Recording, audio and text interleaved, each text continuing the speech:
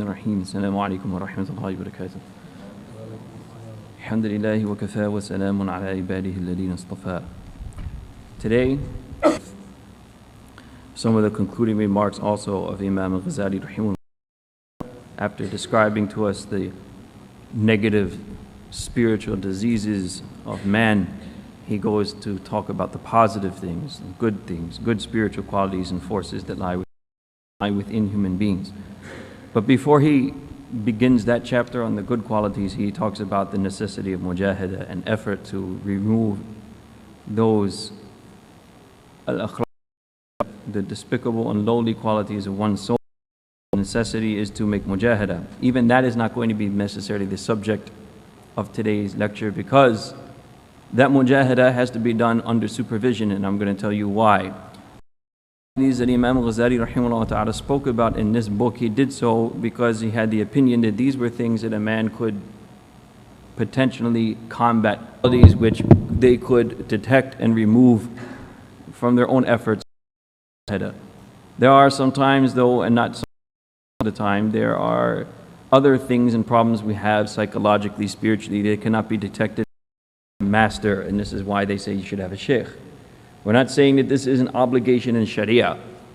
It's another subject for another time, and you should go to somebody in another forum also to get that question answered. It's a simple idea that if you're sick internally, if you diagnose, it's not the best thing to do all the time.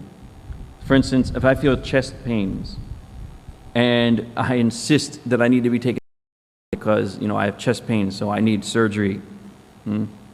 Something's going on with my heart. But if you go to the doctor and they look at you and they tell you, actually, this is indigestion. Understand? But you thought the whole time that, well, it's in my chest. It's got to be a heart problem. You get my point? So what happens when you diagnose yourself? You make big mistakes. What if you actually had heart surgery or something like that? No one would do that because they know that that's not your problem. But can you understand? What if you forced it? Okay, it must be something wrong with my heart. Open my heart up, check it, make sure something's going on. In the meantime, all this was indigestion. It's a big problem, right or wrong. So spiritual diseases are no different. That's why the spiritual, huwa dhahirul batin, the spiritual always has in the physical. That's why the physical creation in the fi khalqi samawati wal ard, the actual physical creation itself are signs, proofs, la ayatin li ulil albab, because they reflect something deeper. In the physical kawn, everything in the universe that is physical reflects something deeper. There's a narration in Al-Hilya by Abu Nu'aym al-Asfahani rahimahullah ta'ala, where Abu Darda radhiyallahu anhu was walking down the street, and he noticed that there was two oxes, or bulls rather, male cows. One was working, the other one was watching him, just sitting down on its side and watching the other one work. That's a very simple scene, right? There's nothing ibrah in the fi dhalika la ibrah. There's a lesson for us to learn in this. The reason why is because the Sahaba were so in tune with this reality that something that seemingly means nothing. Where's the lesson in a cow working and another one sleeping? But the Sahaba, they're on another level, right? So everything around them in the world is giving them some kind of ibrah and lesson. Everything, even if it's just a cow standing and one sleeping. You understand? They were in tune. So the physical is a representation of internal realities. You have to get used to that fact. So when I say that it is no different than trying to diagnose yourself, I have chest pain, it's only indigestion, but I refuse to believe that. I think it's a heart problem and I want heart surgery. You're a fool, right? Because you didn't go to an expert and ask them, wait, what's going on with me? And you can not do the same thing for spiritual diseases either. You understand? That I feel that I'm mutakabbir, but the reality is you're not. Or I feel that I am sincere, but the reality is you're not, because you're giving yourself your own diagnosis. You're saying that I'm wrong with me, and the fact is nobody really knows what's wrong with them half the time. Here he said that, okay, these are things that in general people can detect and get rid of. We discussed all of them. But now the final point is this. This is why I'm going to say this, and hopefully this will benefit us. There's a important thing to remember here, which is the tabi'ah of man, and that every human being is different. So the solutions for each human being also will be different, because no two people are the same. Even twins, when they're born, it may look the same. Even then, there's going to be a slight difference physically even, by which one is different than the other. The same goes with their personalities, so forth and so on. So there's no such thing as one human being being exactly the same as the other. So I'll give you this quote of Imam Ghazali to conclude, and then we'll talk about this in a little bit. He said, Bismillah ar-Rahman ar-Rahim. ليست النجاة موقوفة على الكمال الباقي يكون الميل إلى الحسن أكثر فإن القبيح المطلق في الظاهر والحسن المطلق مع عشوق وما بينهما درجات فالقريب من الحسن المطلق أسعد في الدنيا من القريب القبيح المطلق وكذلك تتفاوت سعادة بحسب تفاوت حسن الصورة الباطنة. So basically what he's saying, to summarize all of this, is that salvation, najah, in the akhirah, meaning saving, which is what we said in the beginning is the purpose of this anyhow. It is to get your soul to that point where it's what? Radiyatan mardiyah, where Allah is. He said this najah and this salvation is not contingent on perfection. You have to first get that, because a lot of brothers and sisters who now feel the necessity of reformation and islah al-nafs, right? I have to change. I need to become a better person. They start to become a little too, so what I'm looking for, when people are like, they're always paranoid, concerned, and actually khawf, the fear factor, right? That you have to have fear of Allah. The ulama say that khawf should be in your life just like salt in food. How much salt should be in the food? Only enough to keep it tasty. If it overwhelms you, you actually become, like we said yesterday or the other day ago, that the Prophet ﷺ said, وَلَنْ يُشَادَ الدِّينَ أَحَدٌ إِلَّا غَرَبَهُ, that anyone who becomes extreme in their practice of deen, then the deen will overcome them, meaning they will lose everything and they won't. Okay? In the same way, if you become too paranoid, for instance, if you're always so down on yourself and you're always thinking that I'll never do anything right, this is also not how you'll get to your goal. You're always concerned and paranoid that, oh, I'm so bad, I'm so evil, I'm so bad, I'm so... It's also waswasa of shaitan. Okay? This is not how you reach your goal, because the goal is not perfection. The goal, as he says here, just like in this world, that people are inclined to have that which is beautiful, meaning that which is better, that which is appreciable. They want more of it than what those things that are not appreciable and that are ugly and unseemly in your sight. The way the dunya works, what do you want more of? Good things. What do you want less of? Bad things. And the more good things you have, the more you will be appreciated in this dunya. Now again, bil'aqs, if you compare that to the spiritual, so to speak, the spiritual realm, he says the akhirah is no different. There's tafawut, there are ranks. There's darajat, there are ranks. But those darajat are according to how much perfection a person has gotten closer to and how much of the evil that they have been able to avoid. So there's tafawut, there's ranks. What is he trying? Perfection will not be attained by any one of us. None of us will reach the day of Qiyamah with perfection. By Yazid rahimahullah ta'ala, it is once mentioned about him that when he died, someone saw him in a dream and asked him, what happened? This happens in the time. There's narrations the Sahaba also used to see each other in dreams. There's one narration where Abdullah ibn Salam and Salman al-Farisi were speaking with each other, and Salman al-Farisi said that when one of us, if we die before the other, then let him other. So Abdullah ibn Salam said, is this even possible? He said, yes, because the nasama, the souls of the believers, right, in the barzakh, in that life of the qabr, they are free, unlike the souls of the kuffar who are put, and according to the hadith, in the lowest of the seven earths. They are chained up, so they are free, so that communication is very possible. So it is said that after that, Abdullah ibn Salam outlived Salman al-Farisi, and he saw him in his dream after his death. Understand? He saw him in his dream, because the dream world is kind of a connection to that world anyhow, and that's another subject for another time. So he saw him in his dream after death and he asked him, how did you do?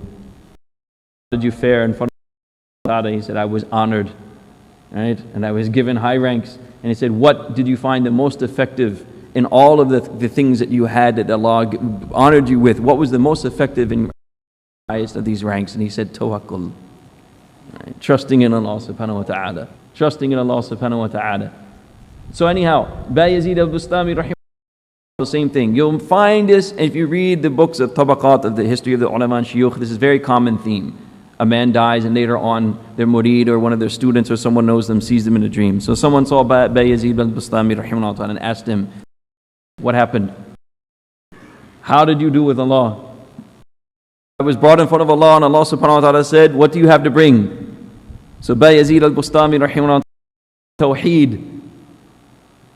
What did he say? At-Tawheed. What pure and pure, yani, how do I put it? The oneness of Allah, yani, not monotheism, that's a pure belief and pure Tawheed, in the sense that Tawheed, what he's talking about is not just understanding Allah's wahdaniyah, that He is one in His dhat and sifat and af'al and so forth. No, we're talking about in His heart, His yaqeen, that there was only He was attached to, who He feared, who He loved. Tawheed he's talking about, okay? So then the response came, and then Allah subhanahu wa ta'ala said, what about the night of milk? And he said, that was a night that when I fell ill and I got sick, someone asked me what happened. I said, it was the bad milk I drank. Meaning Allah is saying, look, you brought Tawheed. Remember that one night when you were sick? You milk you drank, not to me. So where's your Tawheed? Now what do you have to bring? Right? He forgave me anyhow, alhamdulillah. Walakin, you see, right, perfection cannot be achieved. Anybody? Only one human reached before. And who was that? The Prophet ﷺ. That's why he will have food on the day of Qiyamah. He won't have to worry about anything. That perfection was there for him. Right? He won't have to worry about the faza', the horror and the fear of the day of Qiyamah. It won't affect him because that perfection was there for him. As far as the rest of humanity is concerned, there's tafawut. Right? There are differences. We all have differences. So the idea here is that a person is not going to be able to reach Allah subhanahu wa ta'ala's pleasure by resisting their natural inclinations and who they are. That also a lot of people, one is that again, we become so concerned with our islah that we become paranoid. Every small thing is a problem. Every thought is a problem. Every action becomes something that you think you think I've done something wrong, and you become paranoid. That also is not going to take you where you're going to go. Also, the other thing that's not going to take you where you want to go, according to Sidi Ahmed Zarruq, rahimahullah ta'ala, is when people try to get to Allah by going against their natural inclinations, their tabi'ah. Understand? What does that mean? He doesn't mean necessarily habits. He's talking about the fact that every human being is created with different purposes. That people are what? Now, why did the Prophet ﷺ use this word, ma'adin, where you take minerals out? Because first of all, minerals that you extract from these mines, are they all the same? No. Do they have the same value? No. Will you get the same rock and stone from the same mine? No. And are the mines themselves always the same? Are they some bigger than others? Some are smaller, so forth, right? So already the Prophet ﷺ is telling you that people are different in their propensity. What? وَخِيَارُهُمْ فِي الْجَاهِلِيَّةِ إِذَا فَقَهُوا. And the best of them were those who were the best in Jahiliyyah, meaning before Allah guided them, they already had natural propensities and good qualities that were simply enhanced once they became Muslim, once they accepted Islam. Which goes back to the fact why I said yesterday we shouldn't judge anybody. There may be people out there who are much better than you in their capacities and what they can do. And if they surpass you, إِذَا فَقَهُوا, if they have a sound understanding of the deen of Allah subhanahu wa ta'ala. Okay, this also shows you how the Prophet said that if you want to know the darajah that will make you trump everybody in the day of Qiyamah, understand faqaha and ilm. Anyway, that's another subject. You want to know how to surpass everybody? Fiqh is a gift of Allah subhanahu wa ta'ala. Anyhow, khair. So the point is what? People have different propensities. So Shah Wali rahimahullah ta'ala, in his book Hujjatullah al-Baligha, he divided people according to these propensities. He said there are some people who are physically weak and they don't have the propensity to do things that are physical. They're not athletes, they're not that type, they just like to read books a lot. You know what I'm talking, right? They're that kind of thing. That's one type of propensity. Another is a man who's completely physical, has quwwah, and that's all they do is fight and play sports and like are aggressive all the time, right? They're very aggressive. They have these animal qualities to another extreme. This is another type of person. And then there's a type of people who find balance between al-quwwatu ruhaniyya wal-quwwatu bahamiyya, meaning they have both the spiritual strength and physical strength combined. Now, I like to do this just to see where our mentality is, because this is the thing you notice when we go to different Muslim communities, because we're so insular and we have our own ideas about what's right and wrong. We also project these ideas on how we eat. So let me ask you, anyone can answer if you want. Out of all of these categories, which one was more spiritual or more physical? Both. Jazakumullahu khairan kathira. May Allah bless you with more knowledge. There you go. The Prophet was actually both. He was both. He was neither one nor the other. He was given the strength of 40 men, yet no one could compete with him in terms of spirituality. So the Prophet was both. So Shah Wali rahimahullah said actually the best of people are those who combine both. But this is not something you can choose. Sometimes it's not a choice. Sometimes you just are more athletic. Sometimes you just are more of an academic. Or sometimes you have both. MashaAllah. Sometimes you're in between. And there's all these different ranks. Nobody is the same. More to one thing than the other. Or someone has more extreme qualities of one extreme than the other. That's all fine and good. The Sharia does not say that you must change who you are. That will stay the same. What the Sharia demands of us is that who you are, your nafs. That's how the saying goes. That your nafs, who you are, the propensities that you have, you must first recognize them and then learn how to do what? If you have negative propensities, then you must do what? You must tazkiyah. You have to kind of cut off the fat. Create equilibrium. I wouldn't even want to say balance, because balance, it imposes the idea that everything is the same. And that's not the case. It means that you put everything right so that, like, sorry to use that example, the bass and the treble and everything else is put at the right point so you get the right sound, right? Not that they're all going to be the same. If you put just all of the right, if you put everything at the sound won't come out right. You have to put everything in its equilibrium. Everything has to be its right spot. And then the sound will come out right. That's a bad example, I know, but it works. So if you bring everything together in proportion that it needs to be, and not necessarily making them all equal, then you get the desired result. Again, this is a problem because many times too, people who follow this path of tasawwuf and tazkiyah and this and that islah al-nafs, they also miss this point. Tasawwuf and tazkiyah and islah al-nafs is not about losing your identity. It's not bettering you as you are.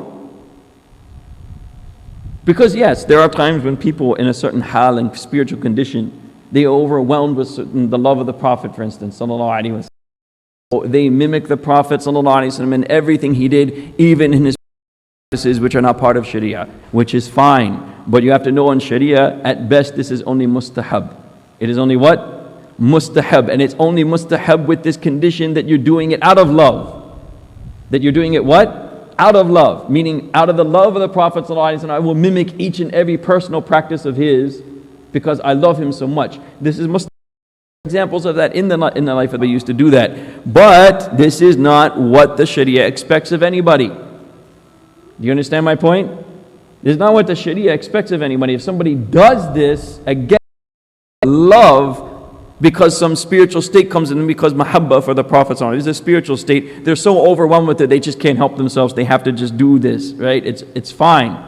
But that should not be mistaken as what the Sharia demands of you. That should not be mistaken even at what tazkiyah demands of you. Tazkiyah is not about that. Tazkiyah is not a uniform. It is an internal rectification of you. At the end of the day, no matter how long that hal lasts, that mahabbah of the Prophet ﷺ has overcome you, so you're mimicking everything. At the end of the day, one day will come when you realize, I'm still me. I am still me. And I will not become the Prophet ﷺ. In fact, no human being will become the Prophet ﷺ. I am still me at the end of the day. Whatever I am as a person, my problems and good qualities, they are.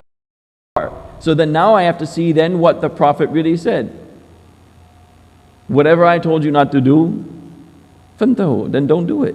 Whatever I told you to do, وَمَا أَمَرْتُمْ بِهِ, whatever I told you to do, then do whatever you're able to do. In other words, what is the Prophet saying? The ittiba', the following is in his obedience. Right?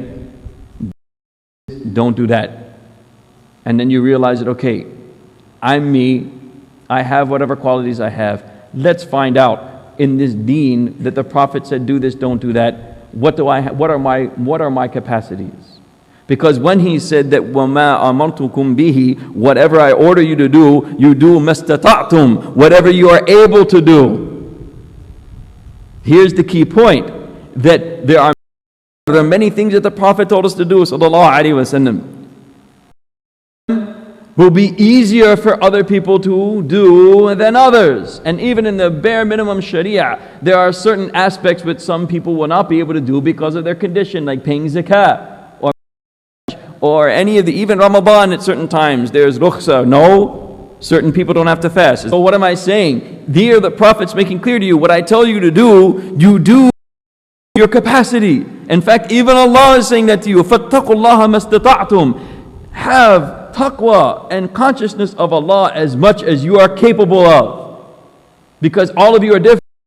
And this goes back to the hadith that I mentioned before, وَلَنْ يُشَادَ الدِّينَ أَحَدٌ إِلَّا غَلَبَهُ, because the ulama explain this and say that what does it mean to become extreme in the deen is that you force yourself against your nature, who you are, what is within your capacity to do something more than you can actually handle. It is against your nature. So I must eat this particular food. Why? Because it's hard on my nafs. And I read in some narration that fulan. You understand? This is a no-no. What is demanded of you? What is demanded of you is to first find out your tabi'ah. Avoid the haram. This is why Mawlana Ashraf Ali Tanwi rahimahullah ta'ala once said, you want to really know what tasawwuf is? The first stage, do even the bare minimum. Because this is a trend now. People love flocking to the masjid, 27th night of Ramadan, right? Khatam of Quran, all these nawafil, all these sunnah, right? But really, if we look into the lives of most of the community, I'm not excluding anyone or including anyone, I'm not. It's just truth. And again, tazkiyah, we have to speak what? The truth. You will find that there is a lot of ma'asiyah, a lot of sin, major sins. Forgive me for saying major sins. Yet we are very keen of doing nawafil and extra tilawah and Quran, which is fine. You'll still get ajr for it. But one should not mistake this for tazkiyah and spirituality. Spirituality is actually very simple. If you avoid the haram, if you do bare minimum, you will be much more of a wali than a man who does tahajjud every night and does Allah all day and comes to the masjid all day and commits major sins. That's just the reality. That's the reality. Not saying that the other person won't get reward and ajr in the akhirah for their actions and efforts. But the one who has done even just this much, I don't do haram. That's why I kept on reiterating this in the other sessions. I don't do haram. I do whatever is jaiz. I enjoy life too. I don't commit sin. And I try my best, whatever I can, mastata'tum, to obey Allah subhanahu wa ta'ala. Right there, that's a wali. Albeit he may ever whatever bank account he has. Right? So we have to get that clear in our own mentality. Right? It is not about this great effort to make ourselves into something that we really aren't. This takalluf. And the Sahaba too understood this. They understood their own limitation. Do certain things they can't do. So Umar radiallahu anhu understood very well that he will never become Abu Bakr radiallahu anhu. It's just not possible. No matter how much I try, no matter how much I do, this will not happen. So I have to try and approach Allah in a way that is what? It works for my personality. There's actually a hadith that Imam al-Tabrani rahimahullah ta'ala related, in which the Prophet said, Fi sama'i malakan, in the sky in the heavens, there are two angels. أحدهما يأمر بالشدة وآخرهما يأمر باللين. That one of them, he orders with strength and power, and the other one orders with leniency and softness.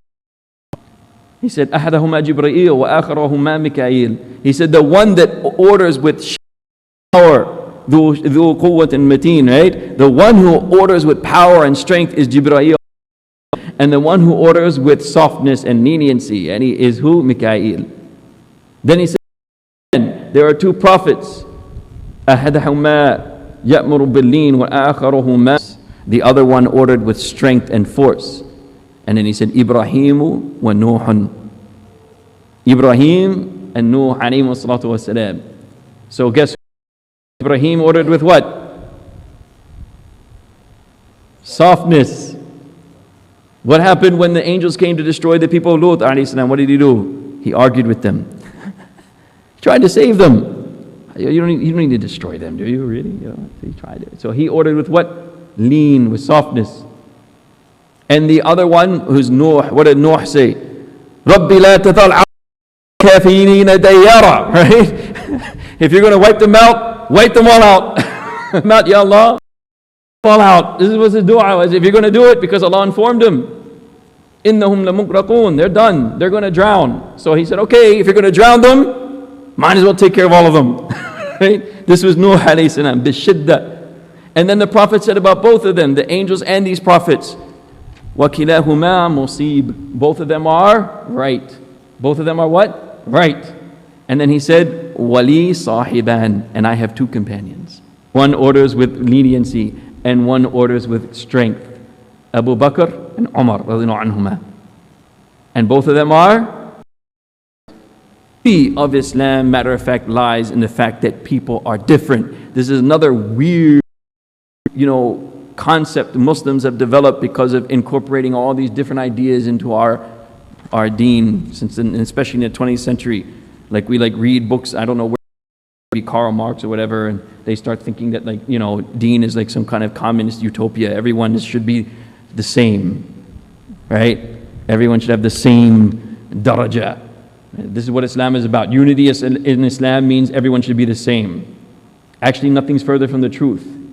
Unity in Islam, it should celebrate people's differences, because Umar radhiyallahu anhu actually noticed this very intelligent observation, that unity lies in people being different.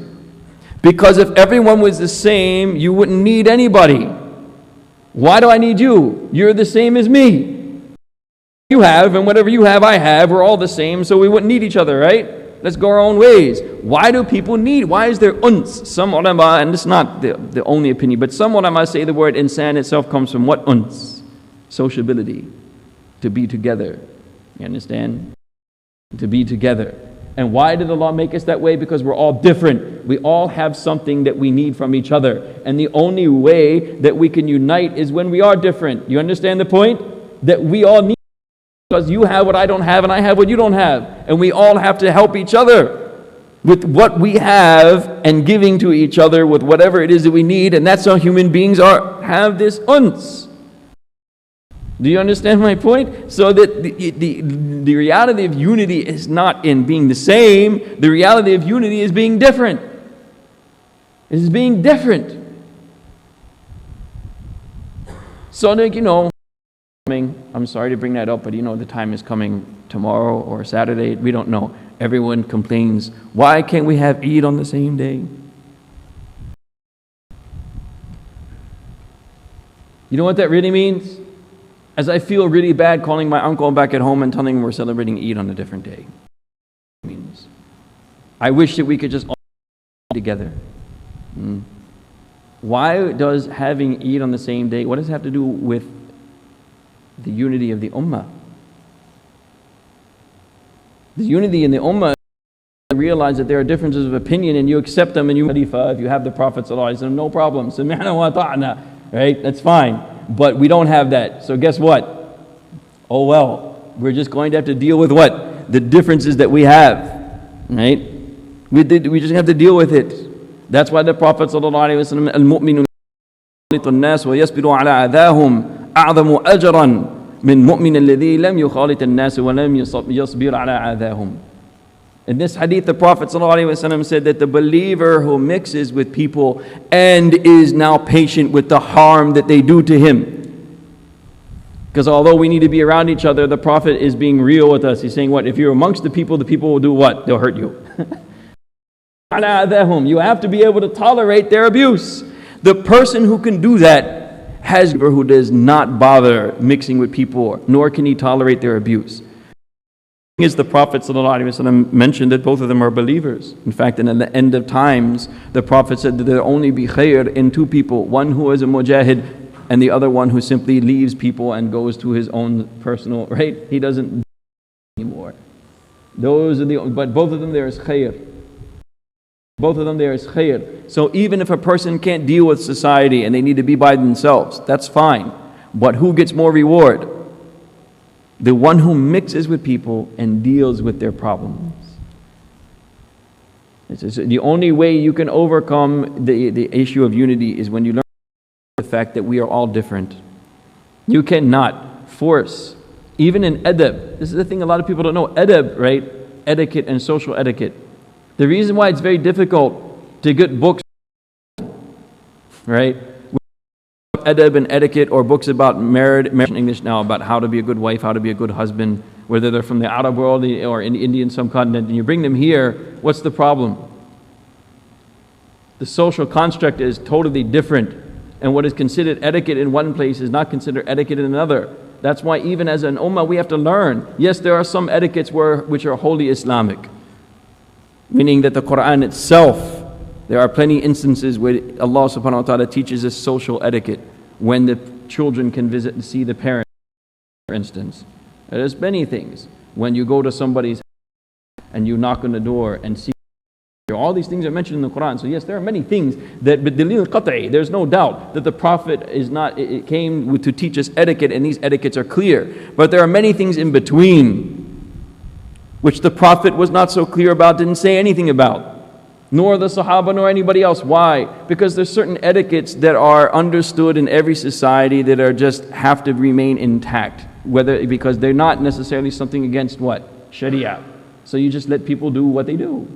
This is how they behave, this is how they are. That's all fine. You have no reason to do what? You may not be used to it because you're not from that place, or you're not or that etiquette, but you have to learn how to do what? You have to learn how to tolerate it. يَصْبِرُوا عَلَىٰ أَذَاهُمْ. How strange it seems that there's a certain group of people, they talk this way, they walk this way, or when they eat, or when they greet each other, they do this. If you want to be a person of unity, if you want to be a person who wants to work amongst the ummah, then you have to learn how to do what? Tolerate all those things. These people are loud. Were there not people amongst the companions who are loud? Yes. Who timid, right? There were also people amongst the companions too who were timid, shy. They weren't aggressive. Just as there were people amongst the companions, learn how to deal with all these people. In fact, part of your tazkiyah, this is why the Prophet ﷺ suggested traveling with different people, different qaba'il, different tribes. Because sometimes the only way you can reform yourself is by seeing people who are totally different than you. So if I'm a person who's more prone to cowardice, what do I have to do? I have to see a brave man. I say, subhanallah, okay. Realize your own naqa'is. Like, oh, okay, I really wish that I could be a little bit more brave. This person has no fear, right? And I'm just timid and a coward. A person who's aggressive and is well, how do they tone down their aggressiveness? They have to go around someone who's a little bit more timid, a little bit more shy, a little nicer in the way they approach people and talk to people, so they can balance themselves. Like, oh wow, you're not go around and bully people all the time. Look at these people, they're so soft and nice and polite. Maybe I should, by what? Being around each other, noticing these things in each other. The beauty of traveling and being around different people. If we're always stuck in our own little corners with what we're comfortable with, yes, you're still a mu'min. The Prophet said it. لَمْ يُخَالِطِ النَّاسِ وَلَمْ يَصْبِرَ عَلَىٰ أَذَاهُمْ. If you don't want to mix with the people and you don't want to tolerate the harm they will give you because they're different than you and they do things differently than you, right? You're still a believer. We're not going to tell you that you know something wrong in that. believer. Lekin your reward will be less than the one who does what? Who deals with people. Who deals with people. Challenge yourself and put yourself in a situation where things are not. That's why even if you think of the old days, the muhaddithun would never accept hadith from a scholar who never traveled, who didn't go outside. Not just, if you think about it, it's not just for the fact that, mashallah, there were, obviously the idea that there are narrations that the Sahaba carried to other lands and other people that did not. For instance, if you're in Sham and Syria, there are narrations that are in Mecca, in Medina, in Iraq, and in Misr, and even further than that, all these places that you will not get strictly by staying in Sham, so you have to travel. But also because the thaqafa, the idea there in the time of Islam, the culture, travel, you become a cultured man. When you travel, what happens? You become cultured because you learn the ways and the habits of other people. And not only that, but you learn how to deal with it. You learn how to them and deal with those habits and cultures and traits, even though they may be totally different from yours. This is tahdheeb. This is how you develop a cultured human being, not by keeping them into a little. That's why Rasulullah said what? Man bada jafa. The one who lives in the desert is a Bedouin, who lives away from people, jafa, becomes hard-hearted. Because the ulama don't have to deal with people. They're just used to one rigid way of doing things. And they can't even tolerate it. When someone comes and does something different, some are laughing because they've seen people like that before, right? The Bedouins, right? If you come and you do something different in front of them, what would they do? They for a second, what is it, get with the program, right? Because men bada jafa. If you live away from people, if you're not cultured, you will become hard-hearted. So the only way to get rid of this is with the people. You have to go amongst the people and challenge yourself. Challenge yourself. How do I deal with differences? How do I deal with people who don't agree with me? How do I deal with people who do things different than me? This is the problem that I see, what we all see with each other, whether American or American, whether from Pakistan, whether Arab. The Ummah has become so divided in this respect that we have no tolerance for anything. The worst part about it, intolerance becomes an excuse to actually now evoke deen itself. Doing is not Islam. Right? What we do, we're pious. What they do, they're very impious. They're very, very sinful people. Why? Because whatever. Very silly things often at times. It's silly things that we don't even recognize, that we're not judging according to the standard, the mi'yar of the Prophet ﷺ. We're judging according to what we think is right and wrong, which is very relative. So at the end of the day, number one, tazkiyatun nafs is a personal thing, so every human being has to know who they are. That's why even with all of these things, habits and culture, even if you take those habits and culture away, everyone had recognized. For instance, he's raised in a certain culture or area of the world where he'll eat certain foods, think certain way, just because of the environment. But if you take him out of that environment and you put him they'll change their habits. You understand? If you take them out of that environment, if you take a man from West Africa when they're young and you raise them up in America, will they be different? If you take a man from Afghanistan and raise them up in China, whatever it may be, they will change. They won't have those habits and that conditioning anymore because the environment makes them. You understand? Ibn Khaldun recognized this in his time. That's the way human beings work. Yeah, right? So, but even with all of our cultural trappings, every human being, when you take different, even the Prophet was told by Allah subhanahu wa ta'ala, أَن تَقُومُوا فُرَادًا, that he was told to tell the Quraysh that each and every single one of you should get up and individually go on your own and think about what I'm saying. Imam Nasr in regards to this ayah described this situation because why? As long as the Quraysh were in a group, they were going to have the group mentality. Do you understand? I'm just going to say what he says, right? We have to say and do whatever everybody else is doing. Once you take them out of that group and you speak to people individually, now you're talking to what? An individual human being. So they will be able to do what? Think. ثُمَّ تَتَفَكَّرُوا. Then they will be able to think for themselves.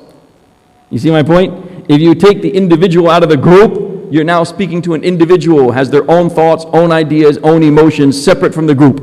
In fact, sometimes maybe they'll actually admit that I don't even agree with what they're doing half the time. But because I'm in the group, I have to agree. So you have to be able.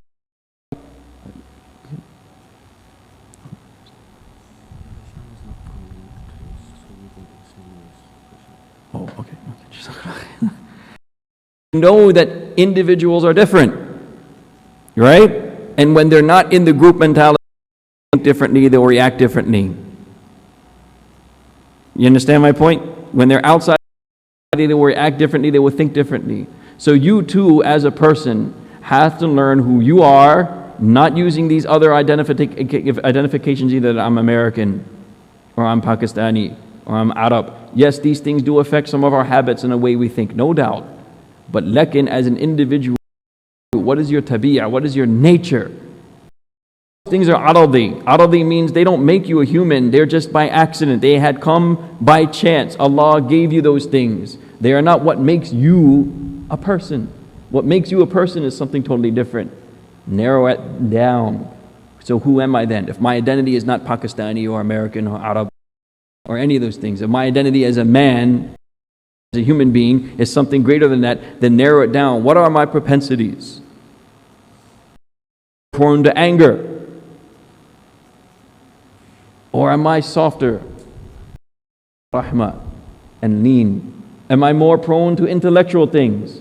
Or more prone to the physical things of life? Everyone has to answer that question for themselves, and then you will be able to understand where is your tazkiyah. In other words, the qualities they do have naturally, how can they be used and enhanced for the pleasure of Allah? That they do not lead me to trouble in the akhirah. They do not lead me to sin or to any of those things. That's the name of the game. This is every individual is different. Every individual will behave differently, and that's why also no one can give you a blanket statement about what can and cannot be done. So people come up and ask questions, right? Every person has to also be talked to differently. You have to look at their lifestyle, their habits, and the things they eat, everything, right or wrong. What does this person? Why does this person have this problem? You have to look at the person themselves. What's going on with them? The same thing goes spiritually. We have different experiences in life, different things that happen to us in life. We have different, they all factor into who you are. This is what we say, Allah subhanahu wa ta'ala says, كُلٌّ يَعْمَلُ عَلَى شَاكِلَتِهِ. Every human being will act according to their shakila, which is an ajib word. It's like their predestined disposition. Every human being will act accordingly. In other words, what you are is what you will be. Fir'aun was Fir'aun because that's what Fir'aun was. He was never going to be anything other than what? Fir'aun. That's what he was supposed to be. Alin. He was supposed to be an arrogant tyrant. That's what he was meant to be. So the key in tasawwuf again is to find out who you are meant to be. Who am I and what am I meant to? What am I meant to achieve? What am I meant to accomplish as me, not anybody else? Okay, so that's why I keep on mentioning that tazkiyah is not about the ummah, it's not the group mentality, it's about who? It's about you. Your focus is you, not him, not the other person, not the guy who rides a big car and doesn't give sadaqah, right? Not the person, all these things, not the other guy who does this. Don't worry about that. Don't worry about them. This focus here is where? You. But at the same time, this is what I'm saying, you need expertise because, look, the mentioned are general and they can be dealt with generally. But when you really want to progress and you want to perfect yourself, you must seek a professional.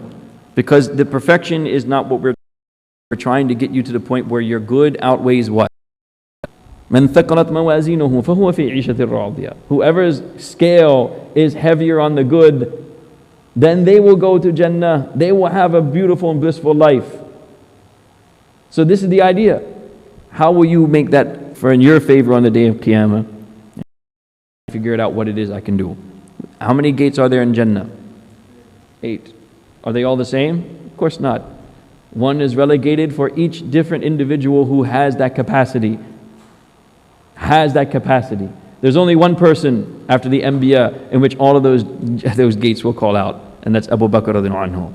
And again, no one in the ummah will be able to achieve that status. So you might as well forget that. Find out what it is you're capable of and then apply it. Do what you need to do. Don't make it such a task that a person goes against their nature and then forces themselves to be something that they're not, because that also doesn't work. Just as we said, becoming too strict. And I mentioned this, some of the ulama explained this strictness, when you shahad ad-dina ahadun illa gharab, this strictness as going against your nature. Forcing yourself to do things that you are not necessarily like, right? Mujahada and zuhud and all these things. And things that are not, it's not in your capacity, it's not in your nature. Able to do.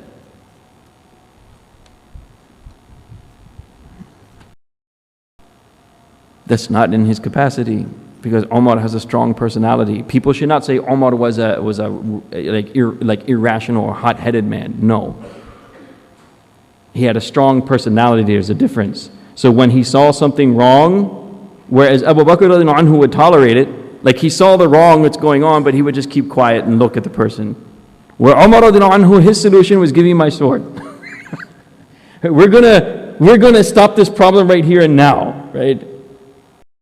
Was he had an anger management, like all that? No, anger problem. No, it's because he had a strong personality, and it was needed, because sometimes you need that. There's a time and place where people have to, right? Enough is enough. Right, exactly. Al-Faruq, exactly. Subhanallah. Is enough is enough. Exactly right, mashallah. Because when he became Muslim, that's when the Muslims were able to tell the Quraysh what? Enough is enough. It's time to draw the line. We've taken abuse and torture and everything for many years. It's enough. May Allah give us one too. There comes a time when someone has to say enough is enough. The abuse, the torture, the everything, it's done. We need respect and dignity like anybody else. Right? So that's what Umar radiallahu anhu was given hidayah. What happened to Islam? In fact, Abdullah ibn Mas'ud, may God say this, said radiallahu anhu, that when never became weak again. One personality that was needed when he was given hidayah, Islam was never weakened again. It just grew from strength to strength, and there was nothing that the mushrikun and the kuffar could do about it. Nothing. That's why they were so upset when he became Muslim. Right? Oh no, tell me you didn't do it. He's like, I did. Aslamtu. I became Muslim. No. They knew it was over from that point on. It's like, oh boy, now what are we going to do? Right? What are we going to do? SubhanAllah. Again, may Allah give us that also. There's nothing wrong with making dua for that. Lut alayhi salam also asked for rukn shadeed. Some strong support from somewhere where he could get, because he was all by himself. I need something, Ya Allah, from you that will protect me and give me strength. Where I am completely overwhelmed and I have no help and no support. So there's nothing wrong in making dua for what? This strength and this support. So that, we can feel safe and dignified. These things. There's nothing wrong with that. We should make dua for that if we aren't already. We should make dua for that. May Allah give Ameen. So anyhow, khair. The idea is this. Umar radiallahu anhu was anything other than who? Umar. In the same way that Abu Bakr or anyone for that matter. So you two are not something other than what you actually are. You have something to offer to this ummah that is unique. And that goes for every human being. Even if a man is poor and on the street, every human being has something unique to offer to the rest. Every human being. So all of us in this room, no matter who we are and what our strengths and our weaknesses are, you all have something valuable to offer to this ummah. You all have something valuable that Allah subhanahu wa ta'ala also will help you and will give you the strength and the barakah through that strength that you have to overcome and become pleasing to Him, and also, as I said, be valuable too and give benefit to the ummah. And anfa'un nas man yanfa'un nas, those who are the best and most beneficial people to the people. The more benefit you give to people, the better you are, right? And we all have that potential. Don't ever think to yourself that, oh, I can't be a scholar. Or maybe I'm a scholar, but I'm not good at this. I'm good at this. Or the other one, right? or I'm not very rich, I don't have much money to give. Whatever it is, we always look at our naqais, which are okay, because we like to think about the fact that whatever strength you have been given, whatever is within your capacity, that is the strength that whether you understand it or not, believe me, the ummah needs it. The ummah what? The ummah needs it. They need you. I'm telling you something totally opposite, right? Most of the time we say the opposite, right? That ummah doesn't need us. Everything is negative nowadays. Allah doesn't need us, which is true. Allah needs nobody. But I'm saying rather a positive thing for all of us, that every individual in this room, whether you recognize it or not, the ummah needs you. You have something very valuable to give.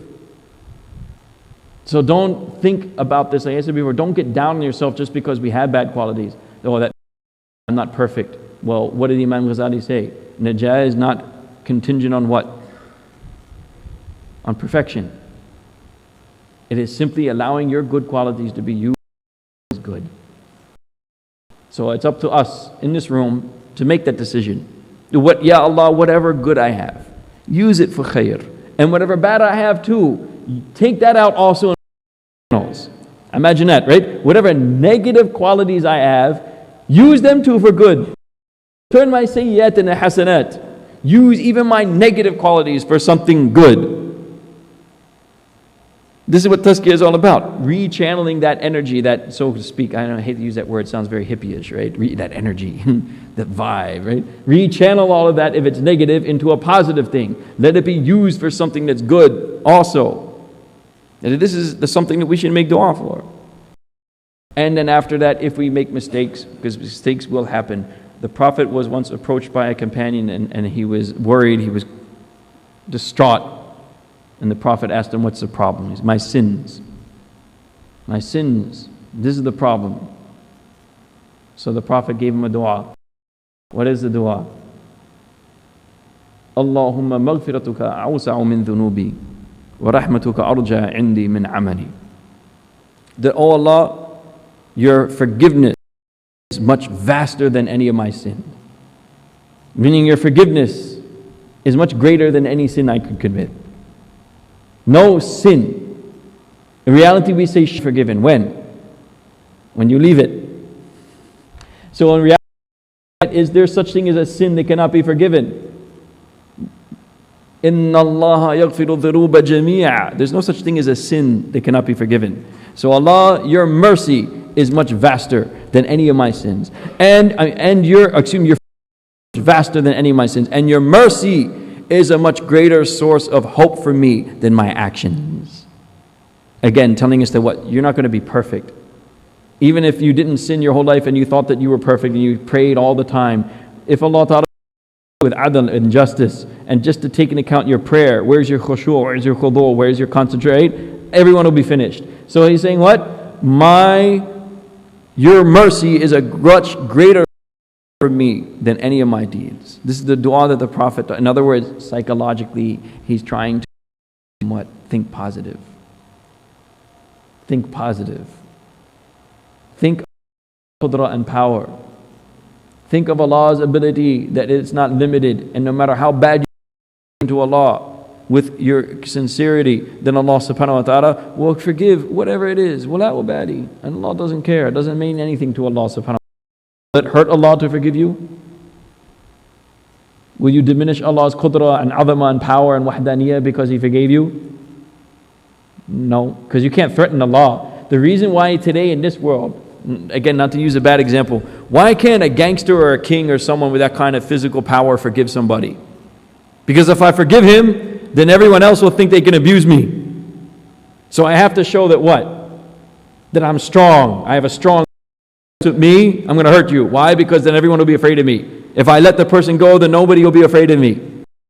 With Allah subhanahu wa ta'ala, that because he forgave someone, now somehow he's going to lose his power, he's going to be threatened. Is that even possible to imagine? What's the answer? No. So I'm going to do anything to Allah subhanahu wa ta'ala's azama and qudra and power and wahdaniyah. So you don't have to worry about it. You understand? It doesn't mean anything to Allah. La ubali. If you did whatever you did, if I forgive you, la ubali, it doesn't mean anything to me. What, you did something to me? You harmed me somehow? No. You understand? And even if you did everything right in the same way, you do everything right, you get rewarded by the king. That's because the king needs this. He needs everyone to be obedient and to be a good citizen. Does Allah need that? No. So even if you did everything right, you're expecting that this is a favor to Allah? Right? That, oh, I did everything right. What is that supposed to mean? That's why Allah's mercy is a greater source of hope. أَرْجَى عِنْدِي مِنْ عَمَلِي is a greater source of hope than whatever I may or may not do. So you give the ummah that, you know what, subhanAllah, we're here to offer whatever we have. And that is valuable. And we ask Allah out of His power and His mercy we don't look at our own capacities in that sense also, right? One thing is to recognize them and say, I need to use them, but then the other thing is to say, that, okay, since also I have naqa'is and I have faults, and I will never be able to do anything perfectly, what am I relying on to achieve anything in this world and the akhirah? Allah. That's why Salman Farsi radhiyallahu anhu said that the greatest thing that he found in the akhirah was what? Tawakkul. وَفَوِّضُ أَمْرِي إِلَى اللَّهِ.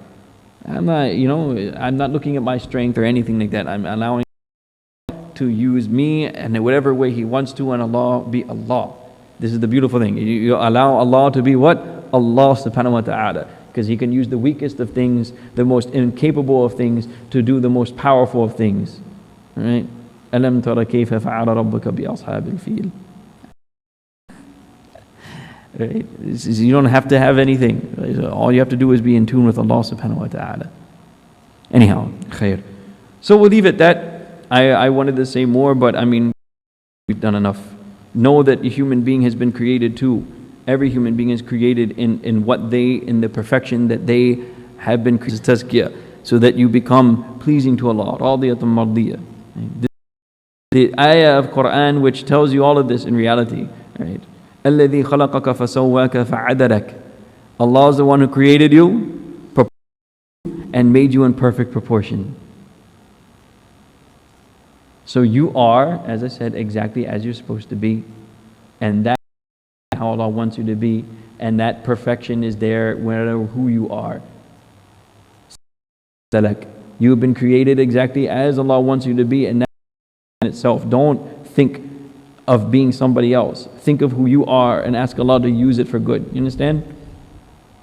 Some of them have written that even if the most disfigured man in the world were to say, Wallahi, by Allah, I'm more handsome than the moon, their oath is valid. Why?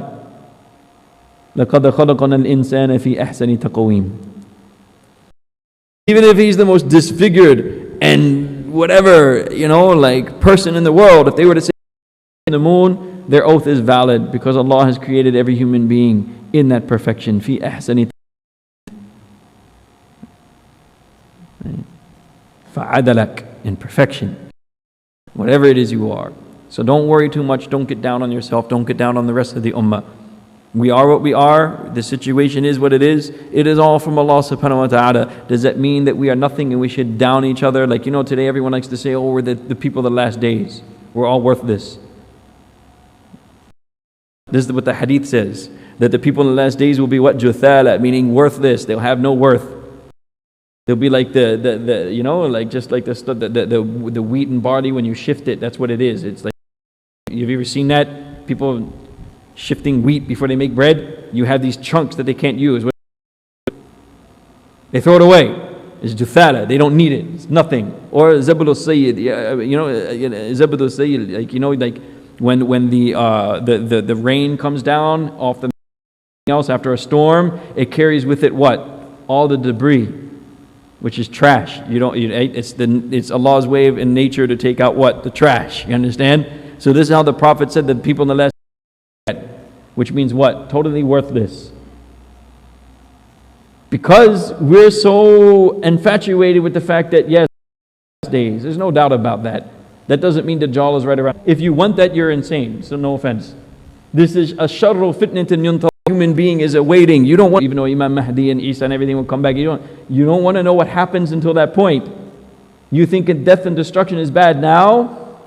This event, Rasulullah sallallahu alaihi wasallam, al-malhamatul kubra, al-malhama, from there'll be so much death and dying and destruction.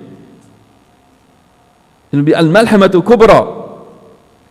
Do you think World War I and World War II are bad? These are hors d'oeuvres. It'll be much worse than that. Widespread death and dying and destruction. No time for that. Why would you? Oh, it's the last days. Akhi, please make dua. At least I'm not around when all that happens, you know? Let it be another couple generations. I don't even want to wish it on my children's like, oh yeah, they will be around for it. Oh, please, no. You know, may Allah protect us. So what is the point? We read hadith like that and we see the condition of the ummah and we compare ourselves to the Sahaba, and what do? Oh, Jatharatun Nas. Zibudul Sayl, we're just worthless. We have nothing. Look at us. Look at how we are. Look at how we are. Instead, reverse the process by saying no. We are what we are because Allah wants us that way. We live in the 21st century because whose will is that? Fantasizing about what you don't know. The Sahaba also told the Tabi'in that. Don't say that I wish I was there in the time of the Prophet ﷺ, because we went through trials and sacrifices that you would never be able to imagine. Be thankful that somebody else did it for you. Be thankful that somebody else did it for you. And be happy that you are what you are. And then what you have in your capacity, in your condition, because although the Prophet said these things about the people of the last stage, Jutharatun Nas, Zabadul Sayl, all of these words, he also said, there will always be a group in my ummah that will always stand for the truth. He told us about the ghuraba, fatubal and ghuraba, those people who will revive this, right, deen, when people gave us glad tidings too, that there will be khair also in those days. There will be much good in those days as well. Now the choice is yours. You fall to defeatism and depression and say that, oh, we're the worst of the worst, which is what most people do, right? Even sometimes in our khutbah we hear it, no? Oh, look at how bad things are. Look at how bad things are getting. Alhamdulillah, you're right. Things are getting bad. But like in that bad too, there will still be what? Khair. There will be good. Now see what it is you can contribute of that good. That's your duty as a person, one person, individual. What did Allah give me that I can give in this time, in this place, no matter where I am or who I'm around, to contribute of the good? The challenges are there, the hurdles are there. That's okay. The truth has always had challenges. But at the end of the day, what happens? Truth always. For what?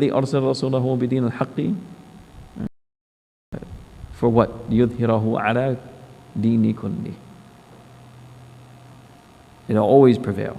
So we ask Allah subhanahu wa ta'ala to accept us and to make it easier for us and to give us the glad tidings of the people who in that age and time and era when everyone that we will be those who will try our best to reverse this. Islah is literally that, to fix things, reverse the stage of corruption, and to make people whom Allah will protect, because that ta'ifah will be protected, resolved of all the fitna that will surround them, and they will be protected from the harm that comes to the most of people. We ask Allah also to do this for us and for our children, and to give us afiyah, and to also wake up the entire, give it to them as well, and to give them hidayah and afiyah, and protect them, and to give us the likes of Umar, the likes of all the great ulama and shuyukh of the past, intellectual giants and people who contribute to the world at large. Do all of this in this time, our last moments of Ramadan, out of His fadl and His rahmah, bil afiyah, with ease and comfort, and to protect us from the bala of this world, the trials of this world, and the punishment of the akhirah. Wa akhiru da'wana an alhamdulillahi rabbil alamin. Jazakumullahu khair. Started the talk today saying after mentioning about the evil qualities to avoid, talking about the good things to acquire. The first thing is mujahada. Can you just say something more on that subject? Like what do you mean by mujahada? Mujahada is necessity to mujahada is the necessity against one's nafs, right? But exactly how you do that mujahada, that's why you should just simply follow the advice of ulama. Whether it's going in khuruj, whether it's having a sheikh, whether it's studying, no matter what it is, but somehow, wherever, however, you're going to have to put yourself in an environment where you're struggling against what? Your nafs. But that mujahada has to be controlled. Meaning, that's exactly why they give us tartibs, right? A system. Because if you tried to do this every day, that would be what? You'd break yourself. So you have to have a time period. This is the beauty of this, having a tartib. That look, you have a period of time where, just like we had 10 and Ramadan, a period of time where you can do as much mujahada as you want. But as a life, they are advised to do that. You don't impose that on you as a lifestyle. You do it within a particular amount of time. This is why they tell us to do things in a tartib. You do this will, just like the Prophet ﷺ said in that hadith too, if you do dhikr in the morning and in the evening, that'll be more than enough for you. You don't have to do more than that. You know what I'm saying? So the mujahada has to be regulated. Person should not go out on their own and impose mujahada on themselves. It has to be done under the supervision of somebody. And then when the time comes, because that's what the idea is, don't impose hardships on yourself. Allah do it. Because when Allah does it, then it'll be just the right amount. The right amount of discomfort that you need. Enough to reform your nafs and not too much to break you. But if you choose it, then most times you will do what? You won't do anything, or you'll do too much. By taking the advice of your shuyukh. What they're telling you to do, hey, just follow the tartib, khalas, and then you'll be okay. And then the mujahada will come regardless. In that, it'll happen.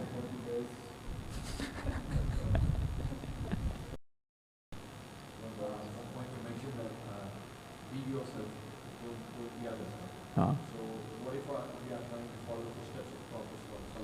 So that you said that you read yourself. Right. So how is it possible? This is I explain things. How do you follow the Prophet? That's the first thing you have to understand. Following, because we know there are certain things the Prophet did that actually are haram for all of us.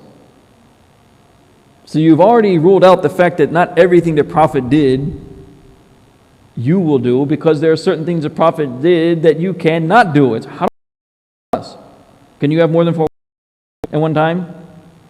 In Sharia, is it permissible? You can have 10. What? MashaAllah. I mean, that's wonderful. MashaAllah. I have 10, 11 or MashaAllah. It's haram, right? Can you fast continuously and not break your fast? Rasulullah also forbade the companions. You see, there's so many things that the Prophet, these are called khasa'isul Rasul. There's actually separate about this. Hafiz Iraqi, rahimahullah ta'ala, wrote a book called Khasa'isul Rasul. These are things that the Prophet only, it pertained to him only, and nobody else could have the zakah. For instance, the Prophet's family even is not allowed to take zakah. There's that are exclusive for the Prophet. So when someone says we must follow the Prophet, they have to be very clear what they mean. Because there's certain things the Prophet did that you and I cannot do. Even by Sharia, it's haram, period. It's not for you. So then we have to know then what is following the Prophet, right? Following the Prophet is obedience. Simply put, as I mentioned in the hadith, what I told you to do, do. And what I told you not to do, don't do. If, I mentioned this part too, if a person, a spiritual stage, it's an emotion, it's called hal. The mahabba, the love of the Prophet ﷺ becomes so intense in them everything he did, even if it's not part of Sharia, like they're just eating honey because why? They don't even like honey, but they're eating honey. Why eat honey? This is a state. You have to understand, it's not, the Sharia does not demand this. At best, this will be mustahab. It will be mustahab with the niyyah that I'm doing for the Prophet. I'm saying these words very clearly, right? Like so everyone understands what I'm saying, right? The best, this becomes mustahab with the intention I am doing this out of the love of the Prophet, but it's still going to have peculiar qualities about you that makes you what? You. And so the idea in Islam is out who I am, and with the things that I have as personality, the capacities, what does Allah want from me? You see, what does Allah want from me? So it has to be defined. It's a good question because many people sometimes get confused about this. They think following the Prophet, which again, it's a good wearing an imamah and this, that's fine. You can do all that. That's one. It's not the basis of following the Prophet means what? Obedience. You understand? Because this is the bottom line. What the Prophet said to do, do. What the Prophet said not to do, don't do. Then everything else after that, if you do it again out of the love of the Prophet, that's all fine and good, but that's not expected of us, right? So you cannot become the Prophet in that sense. Will you be able to become the Prophet? Sallallahu Alaihi Wasallam? No, of course not. We'll never be able to do that, right? So we have to understand that. That's why when we say things, I love the way Dr. Umar says it. We're an ummah of definition. We define things. We give definition to everything. I don't know, I mentioned this earlier in my talk to you know how people here, they'll say things like Mother Nature? It was Mother Nature. Then if you ask them, what's Mother Nature? So it's something you say exists and is there, but you can't define it. So what is it? It's Mother Nature. What's that? Right? In Islam, we should be able to define things. Right? If I say who is Allah, you should be able to define it. That being who is wajibul wujud, who is one, who is wahid baqi, all of these things, right? Has qudra, haya, all of these, you should know these things. You should be able to tell me who is Allah, who is the Prophet sallallahu alaihi wasallam, what is following the Prophet, what does that mean? You should be able to tell somebody. This is what knowledge is. Following the Prophet means obedience. It means that you define these things so there's no confusion. So that's what happens sometimes out of jazba, you know. Like, you know, we get this jazba, you know, in Urdu, I don't know how to do it, like this, how would you put it in English right now? Like,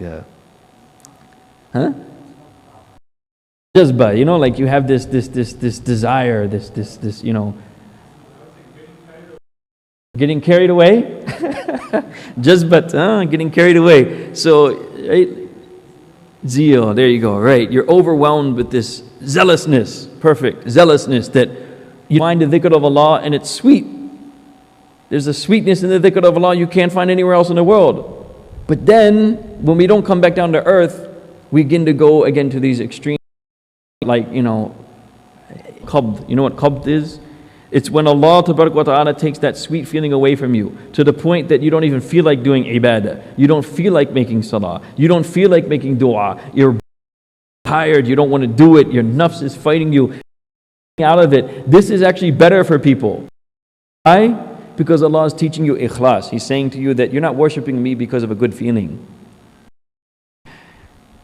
Our dear brother Luqman in New York City, some of you may know him or not, he used to say Sakina junkie.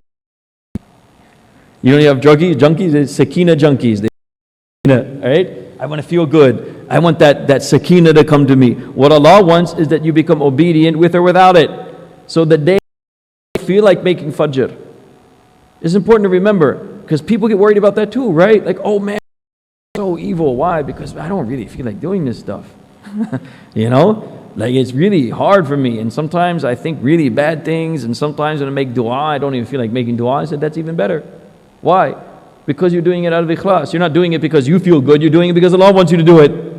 You understand? I don't feel like getting up for Fajr today, so why are you doing it? Because I'm supposed to. Very good. Right? What would we say to our son if he did that? And we're telling him he must eat it because it's good for him. Will we get mad or happy that he's doing it? Say, mashallah, beta. Right? He hates it. I don't want to eat this. It doesn't matter. It's good for you. Eat it anyhow. So we get happy, right? MashaAllah. He didn't want to do it, but he did it because why? I told him to, and it's better for him. So alhamdulillah. You understand? So you don't want to do it. It doesn't feel good. Do it. That's what Allah wants from you. It's obedience now. And Allah will give you what you didn't even expect afterwards. You think you're happy in this world. I'm going to make you happy in the way you just do what you're told. Just like the child doesn't want to eat his Brussels sprouts or whatever it is, dal or whatever. Here, you got to eat it anyhow. Okay. So there's a stage. Allah puts us all through that. Sometimes we don't always feel good about what we do. That's okay. So the jazba, good about it. Now we want to do all these things, but you have to know that's why the best thing for us to do beside tazkiyah, the foundations of it is to first have ilm. Right? You must have knowledge. If you don't have knowledge of Sharia, you cannot do this. Doing that, for instance, mimicking everything the Prophet did, is what? Mustahab, on the condition that it is done out of love. That's strict Sharia. In other words, you relate according to Sharia. Is this a faridah? Is this sunnah? Is this, you understand? And even amongst the sunnah, or is it a sunnah that is not part of Sharia, meaning it was a habit of the Prophet? You have to learn. That's why knowledge is a prerequisite for this path as well, because otherwise we may go to an extreme. This book Yes. Mufti Minhaj did send, and I'm sorry I didn't. I was going to actually tell you today for those people who are interested. Subhanallah. It has a very strange title. It's not necessarily the same as the Arabic title as Al-Usul al-Din. Please forgive me. 4 volumes, most translations. Yeah, this is a simplified version of Ihya Ulumuddin. Please forgive me. Maybe if someone here in this crowd can later on remind Mufti Minhaj. Yes. Yeah, and he'll text it or he'll give you to someone who can.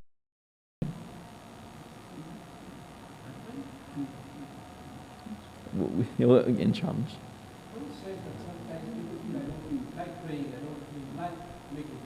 Right.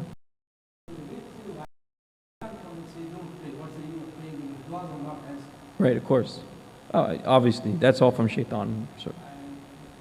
Yeah. Because you're not doing it for your pleasure, you're doing it for me. Right. Where does the true light come from? It says that shaitan by you just said it. Shaitan wants you to have what? Istiqamah. So shaitan will influence you to try and leave everything. And Allah Tabarak wa Ta'ala will yad'u. And He'll call you to do what? To be steadfast. Right? That you must keep on doing it no matter what. And shaitan will try to convince you that there's no point in it. And that you just need to leave it because you're just so evil or bad or whatever. Like, shaitan loves that kind of stuff. Particular dua is not accepted, that is a good thing that Allah SWT wants to keep it and give it to you something that's not. Yeah, that's a hadith. Meaning that dua is actually, in reality, every dua of a believer is accepted. Sometimes even the dua of a non-believer is accepted on certain conditions. Like a madnoom, someone who's been oppressed. So the dua of Iblis was even accepted. When he asked Allah for respite, what did Allah do? He gave him respite. So if the dua of Iblis is your dua is not accepted, you can't be as evil as Iblis, are you? I don't care how depressed you are, how bad you think you are. You're not. So you can't tell me that you're not capable. It's not always accepted the way you want it to be accepted, though. So if I ask for in this dunya, it may be that Allah won't give it to me because He knows it's not good for me, and He'll give me something else, or He'll give me the reward in the akhirah. So your dua is still what? It's mustajab, it's accepted. وَدُعُونِي أَسْتَجِبْ لَكُمْ. This is the promise of Allah. Allah doesn't tell things to us just because He wants to. This is reality. If you make dua, the dua is accepted. It's just not always accepted the way you want it. And sometimes that's better. But I have said that the difference is this. Wallahu alam. That du'as that are made for your dunyawiyya affairs are not always accepted the way you want. You made dua for $1 million to become a millionaire. This is something of your dunya, right? Allah may or may not give it to you. But if you make dua for the akhirah, Allah will give it to you. That's why when you make dua, you can make dua for your dunyawi things, and you should. Lakin spend most of your time making dua for what? Akhirah. And what do the Prophets teach? When you make dua for the akhirah, always ask for the best. Don't shortchange yourself. Don't say like, I don't want to go to hell. Best. I want to be under the shade of the arsh on the day of Qiyamah. I want Jannatul Firdaus, bighayri hisab. Even, I'll give you a some narrations say that if you die on Yawm al-Jum'ah, you don't even have to answer the questions. The questions of the qabr from me. Even that much. I don't want to be, you want to see Munkar and Nakir?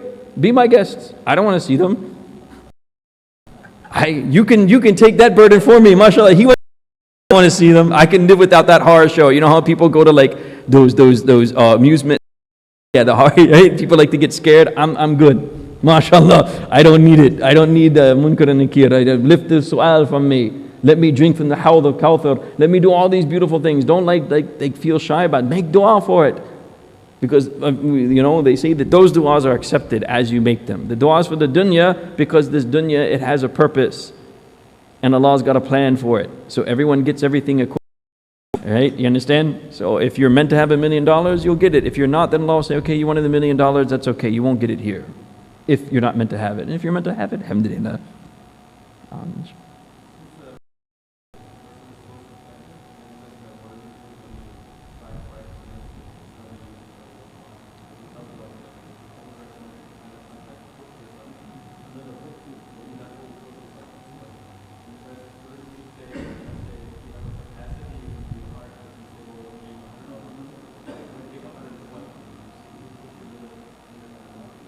Right.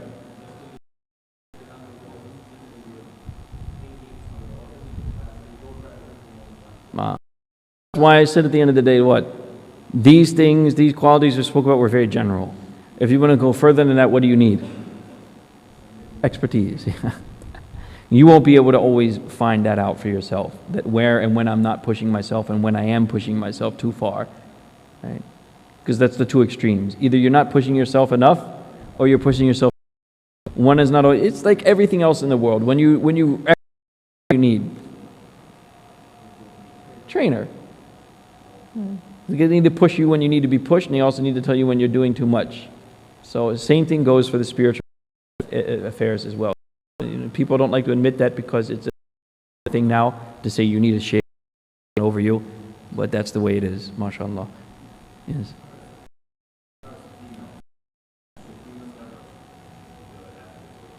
Or should they? The true answer is unpopular. The reality is the husband should actually be the shaykh of the wife. Yeah. But unfortunately, what happens is often because of his own problem. Anyhow, in fact, many of the shuyukh become shuyukh because of their wives. People don't realize that. The reason why they're so, mashallah, accepted